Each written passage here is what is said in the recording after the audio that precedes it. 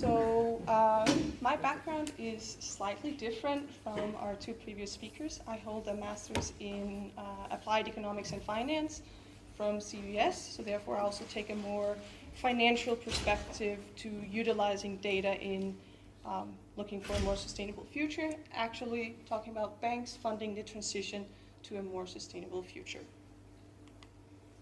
Many good presentations start with a quote, so I decided mine will as well.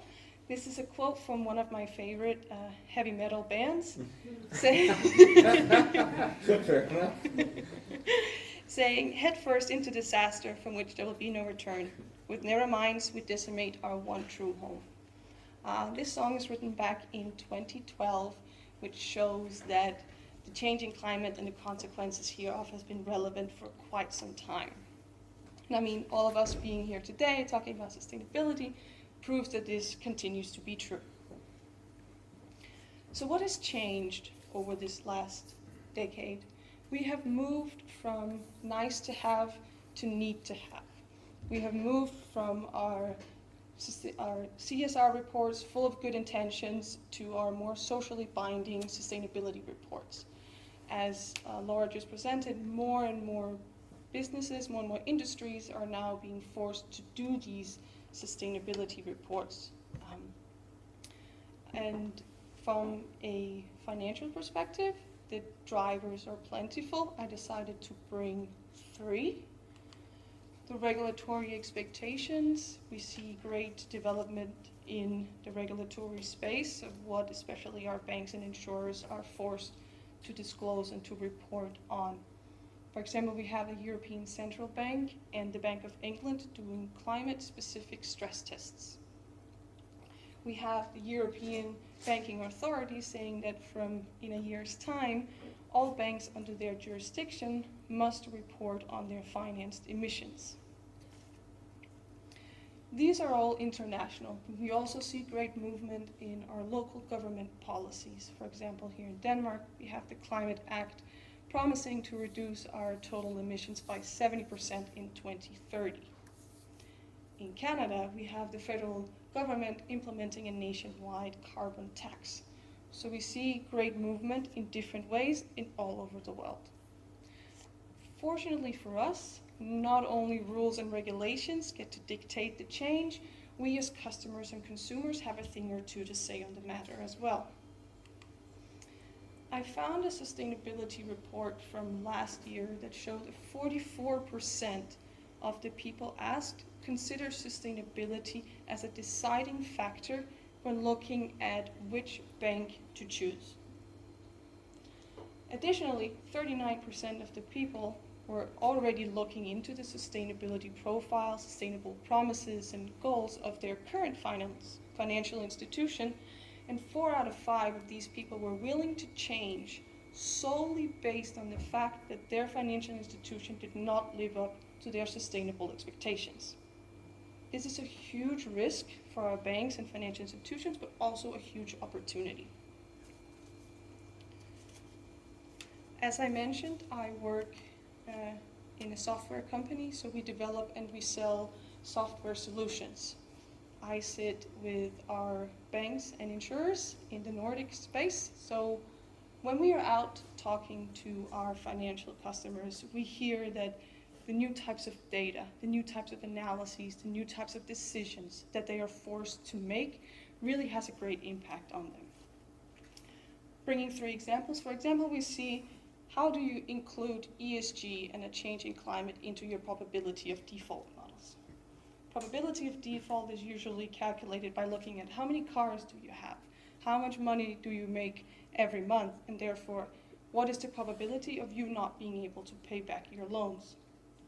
Now all of a sudden banks have to include your home's distance to water or an increase in temperatures. How do you translate this into the risk of me not being able to pay back my loans? These are real problems that our banks are seeing. Going back to the climate stress testing in a financial setting is where you take your balance sheet and you put it under stress, for example, by a decrease in GDP or increase in unemployment rates, and you try to forecast 3 to 5 years into the future and see in how much shit am I going to be. In comes climate change, and now your time horizons is no longer 3 to 5 years, it's 50 to 100 years. I mean, all knowing models, what kind of uncertainty is that going to bring to your calculations? And like with the probability of default models, we now have to include precipitation, changing in temperatures, etc. Trying to work with these new types of data, and again, doing the translation. That is one of the tricky parts. Then we have finance emissions that I mentioned briefly before as well. This one is new, because if you look at a bank as a type of business, their direct emissions is limited. They don't have like a production facility producing toothbrush while emitting loads of CO2. They have a lot of people like me sitting behind a computer in some office somewhere. So the direct emissions is quite limited. On the other hand, there's scope 3, the indirect emissions. It is huge. It is huge. A lot larger than many other types of businesses you see.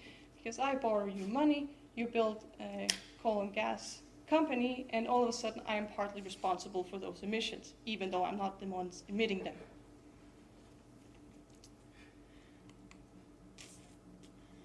And I'm going to talk a little bit more about the financed emissions because it is new and because I think it's a place where we can do, as you can see, something relatively simple but with a great impact. My use case today is a mortgage portfolio. Mortgage in the sense that it's a loan that has security in property, so buying a house, buying an apartment. And as you can see, the one over here, many of you will look at that and be like, I can do this in my sleep. Absolutely. I mean, calculating on a portfolio basis, you basically take the emissions of every single household in your portfolio, sum them up, and here you are. I also brought the carbon footprint calculation with me. These are from PCAF regulations, by the way. And you can do these calculations for corporates, for car loans, for bonds, for project finance, for mortgages. I think they have around 10 different use cases. I just decided to use mortgages today. The carbon footprint works a little bit more as an intensity score, looking at when I group all my financed emissions compared to the value of my portfolio, how much in the deep end am I at this current moment? Which, of course, it is relevant for the banks to know, because then they can also maybe do something about it if they decide this could be a little bit troublesome on the long run. This is a group of data scientists, so we will look a little bit at the data as well. We start with the emission factor and the energy factor, because as we just agreed on, the calculations in themselves are not very complex. The challenges lies with data. I mean, Pierre, you just explained exactly that, but on a much larger scale. So we have the emission factor and the energy factor, which are these translation numbers that I mentioned before. How do you translate energy consumption into kilos of CO2? These are provided in Denmark by the Danish Energy Agency, so they are considered pretty reliable and pretty easy to use. So I mean, so far so good, right? Then we have our loan to value. This is something that banks have calculated for years and years, looking at what is the mortgage they're giving compared to the value of the home and how much of a risky investment is this for me to do. This is where things start becoming a little bit difficult. The energy consumption, the actual energy consumption of my house. Looking at Denmark, where much of us are providing a lot of data because everything is digital and everything is done via Bordeco or something of the like, we have a lot of data on us as citizens, and a lot of that is also readily available to use for banks or statistical institutions of different kinds. Now, consider the fact that you might not be in Denmark, because these rules are not for Danes, for Denmark only. These are at least European-wide, even globally, I think. And there are many other countries where data is not as readily available. Maybe data is not as full, as complete, and maybe data is really expensive to get by. And this is where we then get a little bit of a lifeline in the form of proxies. I mean, I guess all of you have used proxies many times for different calculations, and the same is true for this one, where you can look at what is the square meters of your house, basically how much space do you need heated. You can look at what is the energy source. I mean, looking at today, is your house heated with natural gas or district heating, makes a huge difference in terms of the costs of this. And then of course your energy performance certificate score, your rating, are you a newer house or a well insulated house, or are you an older household? Then now we have talked a little bit about what is financed emissions, what data do we need, how is it calculated. Now we get to the good stuff. Why is it important? Why are we talking about these relatively simple calculations in the scheme of sustainability? I decided to divide it into two different perspectives. The perspective of the bank and the perspective of us as a society. Starting out with the bank. Calculating your financed emissions, you get to understand your risks. Get to understand your exposures. Where are my vulnerabilities? And when you understand your risks and your vulnerabilities, it's easier to mitigate them. Then, fortunately, the changing climate is not only doom and gloom, you can also have some good opportunities. For example, when doing your finance emission calculations, you get to discover your high-risk customers.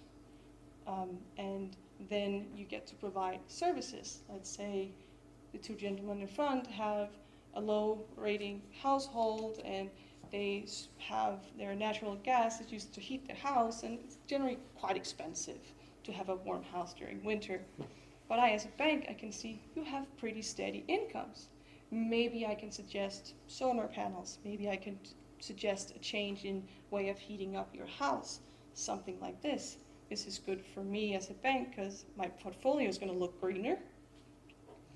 There's going to be a lower probability that you can't pay back your mortgage because less money is going to paying the electricity bills. I mean, it's going to be good for you because less money is going to go to paying your electricity bills. And it's going to be good for us as a society because you're going to consume less energy and therefore emit less CO2. And then, of course, fulfilling the regulatory demands. As Laura spoke to earlier today, a lot of the banks have been forced to do these kind of reporting and disclosures for quite some time, especially the bigger ones that are quite important for our global economy, so nothing can stop. Finance emissions is not a reporting requirement just yet, but in a year's time, it will be.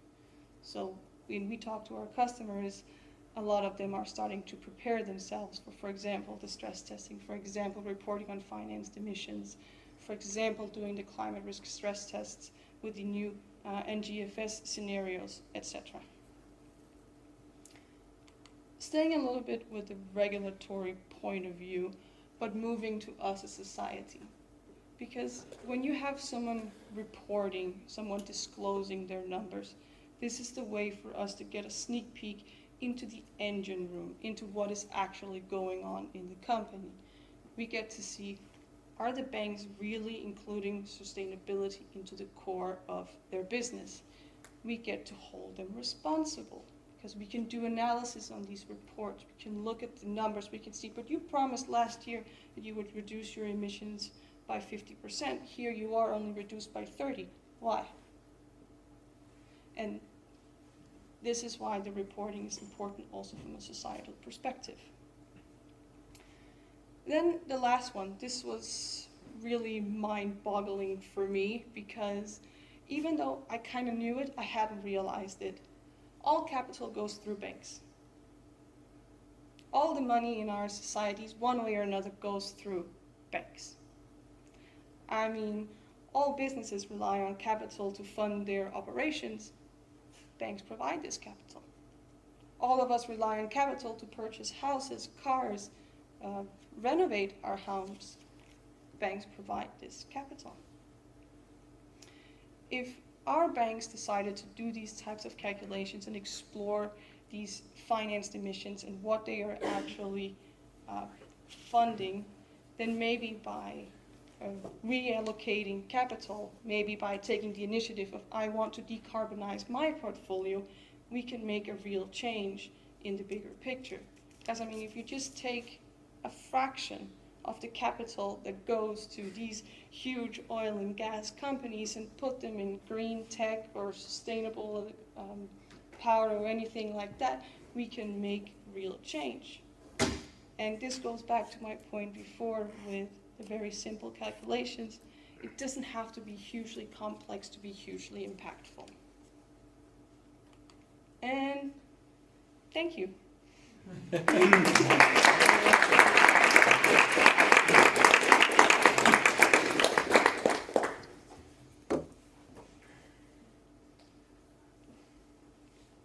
Yes.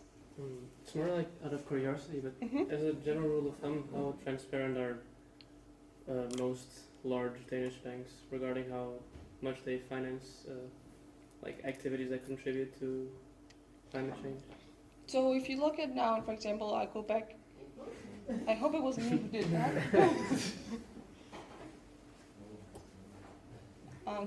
I guess I can answer your question in the dark as well.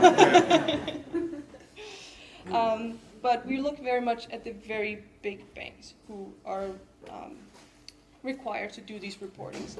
And many of the Danish banks are not quite big enough to be have like the requirement of doing these reportings yet. We see some like Danske Bank, Nordea, Nykredit, etc.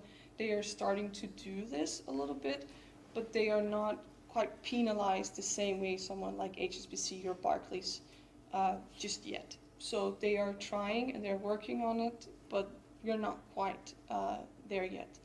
But it does help the fact that, as I mentioned before, a lot of data is available and a lot of data is gathered in Denmark, for example. Yes? So I appreciate the simplicity of your example with houses. I can see how you could calculate that. That's straightforward. Yeah. Let's say the bank offers loans to an equity fund, to a private equity company. They buy 3 different companies. Mm-hmm. How do you calculate the data of, some portfolio company? What is their emissions? Do you ask the customer? Are the customers then obliged to report it, or do they have to estimate it themselves? Or how would you go about gathering that data? So this would where then the companies that got the funding, they will have to report on their own emission numbers, and then you will have to rely on that combined with some sort of proxy calculations, because there will be missing data, there will be incomplete data. But yes, as of right now, we rely on the people who receive the funding to provide the emission data. So fundamentally, every company who wants a loan from a bank will have to be able to report on their emissions. Based on someone else's best guesstimates, yes. Yeah, but again, so if I have a company, I'm going to the bank for a loan. They say, yes, of course I can loan you 10 million if you report to me your CO2 emissions yearly or whatever it may be. Yeah, you would have to be able to do that. Yeah, so you will have to report on your energy consumption, right. And then with these energy and emission factors, they will be translated into kilos of CO2 per year. But yes, I as a bank will have to rely on you giving me your energy consumption. Yeah. Yes. Thank you. Yeah, sure. You briefly mentioned this about a penalty, or like at least for the bigger banks, maybe? Yeah. So just because that they will have to report this, does it actually mean that they have an incentive right now to decarbonize, or is there like a penalty? Will someone come and say? So many times in banks and financial institutions, penalties work a little different, because you don't get like a fine like here's 5 million because you crossed over for a red light. You get an increase in your capital requirement, which means you have to take money out of your business, put it in the piggy bank for a rainy day, meaning that money cannot generate business for you anymore. So this is the kind of penalty that financial institutions will get for not complying with regulations. Okay, so this would then give them the incentive to calculate financed emissions, have these decarbonization opportunities, and then go down that road that you described. Absolutely. Yeah. Yes. Can you go back to the carbon footprint formula? Yeah. Are they going to be mandated to report that carbon footprint or the financed emissions themselves? Because there could be a way for them to like cheat their way around it by just increasing the value of the portfolio while still emitting as much. Right? But I mean, that's where they have their accounting data, because it is basically summarization of everything that you have. And of course, that will vary a little bit from year to year, because I mean, the value of your home, for example, going back to the mortgage example, the value of your home will change. Therefore, the total value of your portfolio will also have some sort of fluctuations. But you will do some sort of discounting calculations to have it somewhat stable. But So they're going to report the carbon footprint and not like the direct financed emissions. they're going to do both. Both, okay. Under these, I think it's 8 or 10 different use cases. So what do we have of bonds, what do we have of car loans, what do we have of mortgages, corporate loans, etc. Yeah. Yes. Yeah, thank you. It's on the same slide. So building emissions, as I see like on your next slide, you look a lot on the operational side. So how much does energy consumption contribute to emissions? Have you looked at getting like the embodied emissions of a building? In what sense? In a sense, so basically if you're putting new heating source in a house and you're calling it green, but it comes from somewhere where it generated lots of carbon when it was produced and then shipped, like does that come into the calculation? So that's why I'll sorry, just go this one. This is decided by the household's main source of heating and main source of energy. So I mean, even though you might change your appliances in your house to be more energy efficient, if they are still powered by gas, then you are still going to be some sort of penalized for that in the financed emission calculations. So of course, I mean, having more energy efficient appliances, you're going to have a smaller energy consumption, meaning the impact will be less. Well, let's say if I have very bad windows and I put new windows in, right? So that report will tell me that I am decreasing my energy consumption. Yes. Yeah, I'm getting greener. But how much the windows contribute to the carbon dioxide? That's what I meant with embodied. I see. So we look at the energy consumption on a yearly basis. So I mean, if you change your windows, then you will most likely use less energy to heat up your house. Yeah. So in that sense, the differential will then be the value of your windows, if that makes sense. Yeah.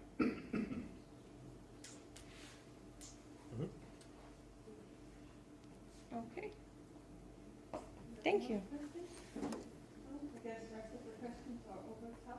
Thank you so much. Splendid.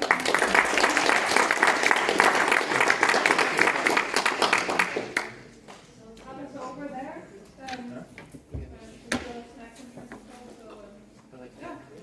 Okay. Thank you. She just was talking to you. It's like handbrake in every sentence.